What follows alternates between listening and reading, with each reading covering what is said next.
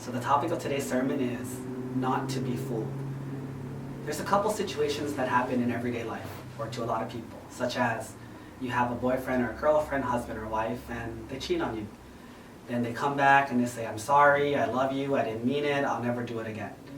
And you listen, you believe them, and you take them back. And they do it again. And then you beat yourself over it, like, why did I fall for that again? I'm so stupid. And then it happens with business people. Someone asks you to borrow money, they need your help, they make a deal with you, and they cheat you, and they lie to you, and they steal from you. And you get mad and you get upset, but after a couple years, you think maybe they changed, they're probably different, and you do it again. And you get cheated again, and you get stolen from again. Or with friends. You have a friend who asks for your help, takes you somewhere not so good, and you get in a fight. You get in trouble with the law. You have a big problem. And you tell yourself, I'm not going to do this again. And not too long later, they invite you to another place, and you fall for it again. When listening to stories like this, it's easy to say that our surroundings are bad. Bad girlfriend, bad business partner, bad friends.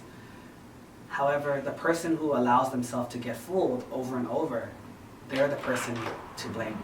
They're the person who made the mistake. Now, this reminds me of an Aesop fable. Once upon a time, there was an abandoned house. In this house, there was a lot of mice. Mice running around everywhere. There were a lot of mice. So a cat decided to move in to eat all the mice. So the cat moved in and started eating a lot of the mice. He was having a feast. It was delicious. He was having a good time. However, after a while, the mice started getting smart. They realized that there was a cat, so they stopped running around freely. They would stay in their holes whenever anyone saw the cat. And so the cat didn't have any more food because the mice were smart.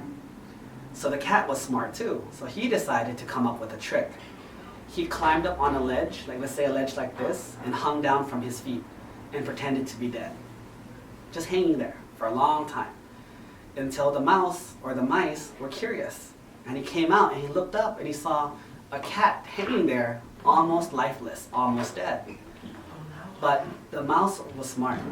He said, you shall not fool me. Someone who once wanted to kill me and wanted to take my life, you will not be able to fool me with such a simple trick. Just because you pretend to be dead or are dead, it doesn't make me trust you automatically. And that's the end of the fable. And so what does this fable teach you? It teaches you that if you're careful, if you know that there's already trouble there, if you know that there's already problems there, why would you walk in? Why would you go and get involved again? Why would you allow yourself to risk getting killed like the mice? For them, even if the cat was dead, even if the cat was faking it, it's not worth the risk because the risk is your life. So the trick is, learn from your mistakes. It's not that other people fool you, it's that you allow them to fool you over and over. That is your fault, not theirs.